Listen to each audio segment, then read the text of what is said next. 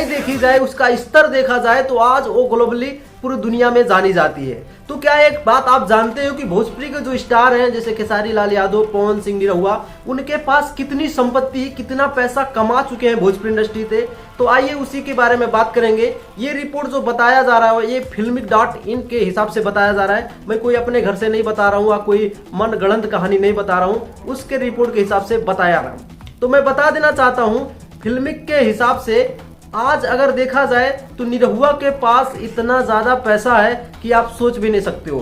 तो मैं बता देना चाहता हूँ Filmic.in के हिसाब से निरहुआ के पास अगर नेटवर्थ देखा जाए तो 10 करोड़ रुपया बताया जा रहा है कि निरहुआ के पास 10 करोड़ रुपया है अभी।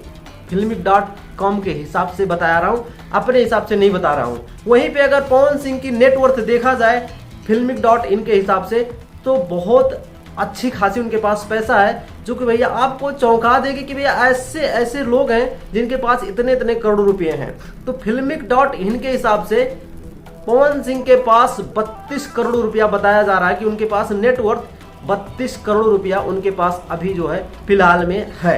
ये जो है Filmic.in बताता है। वैसे पवन सिंह अगर एक फिल्म करते हैं तो 40 से 50 लाख रुपया चार्ज कर देते हैं, गाने का पैसा लेते हैं और पूरे साल में लगभग वो 27-28 करोड़ रुपया कमा लेते हैं। ऐसा जो है Filmic.in बता रहा है। अब मैं बता देना चाहता हूं, आपके मन में एक उत्सुकता हो रही होगी कि खेसारी लाल यादव के पास कितना पैसा है, क्योंकि वो भोजपुरी स्टार हैं और भोजपुरी के नंबर 1 एक्टर हैं और सबसे ज्यादा चार्ज भी करते हैं फिल्म का, तो उनके पास तो बहुत ज्यादा पैसा होगा।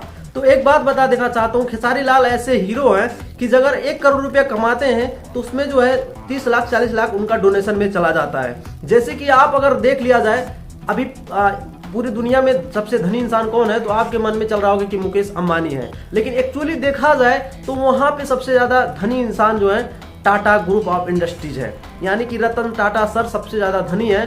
क्योंकि रतन टाटा इतने ज्यादा जैसे 1500 करोड़ अभी कोरोना में जो है दान किए थे, वहीं पे मुकेश अंबानी को देखा जाए तो 1 रुपया दान नहीं किए हैं। तो Filmic.in के हिसाब से खेसारी लाल यादव के पास 12 से 15 करोड़ रुपये हैं, क्योंकि यहाँ पे खेसारी लाल यादव दान कर देते हैं, ज्यादा पैसा उनका डोनेशन में चला जाता है, तो अपने लिए वो बचाते नहीं है। तो खेसारी लाल यादव के पास ज्यादा पैसा नहीं है और यहीं पे बहुत से स्टार जो हैं इनकम टैक्स ना देना पड़े इसीलिए भी पैसा का खुलासा नहीं करते हैं। और जो भी ये रिपोर्ट है, ये रिपोर्ट जो है मैं अपने हिसाब से नहीं बता रहा हूँ, एक वेबसाइट के हिसाब से ही बता रहा हूँ। वेबसाइट भी कोई एग्जैक्ट जो है पैसा किसके पास कितना है घर में जाकर तो नहीं चेक की है, बैंक भी नहीं चेक की है, क्योंकि लोगों का जैसे मेरे पास कितना पैसा मैं आज तक शायद खुलासा नहीं करूंगा, क्योंकि पैसा जब होता है तो लोग मांगना शुरू कर देते हैं, दुनिया दीवाना।